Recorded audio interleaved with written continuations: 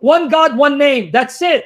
If he's ahad, that means he only has one name because he's ahad. That's it. I just destroyed your religion. Prove me wrong. Doesn't say anything about name. Thank you. And it doesn't say anything about persons. It doesn't say he is ahad, one person, just like it doesn't say ahad, one name. See, you're helping me refute you. Good job. Keep it up. Thank you. Yeah, so then it says, and what does samad mean? What does samad mean? He does not give birth, nor does he What does samad mean? You still didn't answer my question. What does samad mean? Exactly, because even your Muslim scholars didn't know what samad meant. Now, when it says lam yalad wa lam yulad, okay, in the Quran, what does it mean? Lam yalad wa lam yulad. In the Quran, what does walad mean? Lam yalad wa lam yulad means he does not give birth, and nor has he begotten. Give birth in what way? According to the Quran, how does the Quran define that word? To give birth walad? Sexually, right?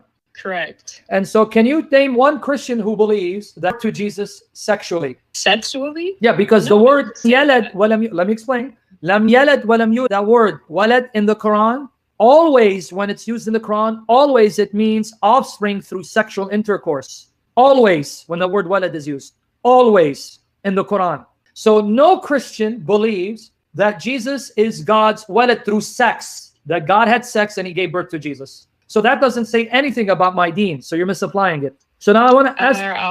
I don't know about that. I'll have to take your word on no, that. You better take it because I've done the research. Just means sexual. Yes. Like I said, that's. Yes, I even wrote articles on it. The word walad always in the Quran refers to offspring through sexual intercourse.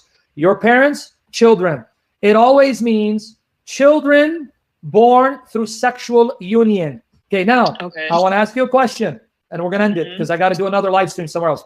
In chapter 6 of the Quran, verse 101, chapter 6 of the Quran, verse 101, there it says, wonderful, I want you to listen to this, wonderful originator of the heavens and the earth. How can he have an offspring seeing he has no consort? In other words, he can't have a child without a consort, right? Okay, you sure you agree with that logic? How could he have a son when he does not have a companion? Yes. And he created all things. So you agree with that logic? That he can only have a companion if he has a consort, and if he doesn't have a consort, he's not going to have a companion? You agree with that logic? You got to agree with the Quran here. You can't say you don't agree, right?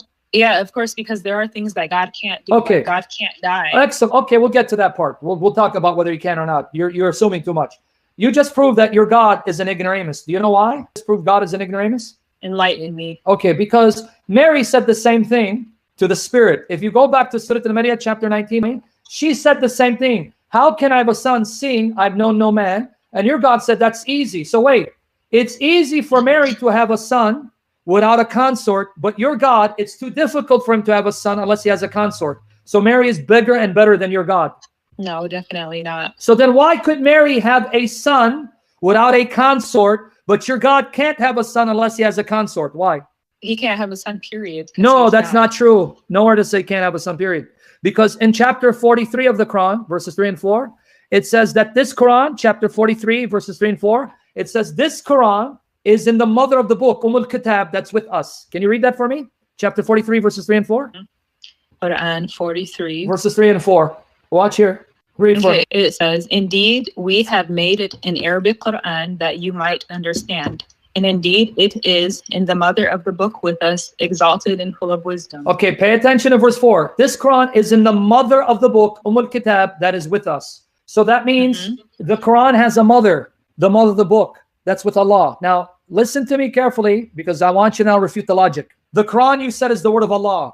The Quran has a mother. It's in the mother of the book. If the Quran has a mother and it's the word of Allah and the mother is with Allah, that means the Quran's mother of Allah, Allah is the father of the Quran, according to Islamic logic. No, because... Yes, it's right there. You read it. The problem with what you're saying is that you're assuming that everything is just a black and white. That's not how it works. I'm sorry. I'm just using the logic. No, you can't get around this. I'm using the logic of the Quran.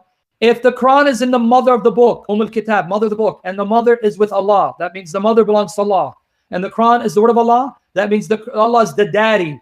Allah is the daddy of the Quran, and the mommy of the Quran is his wife. That's Islamic logic. Refute me.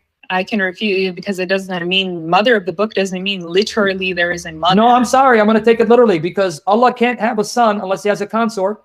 So he can't have a son spiritually unless he has a consort. So the Quran can't have a mother unless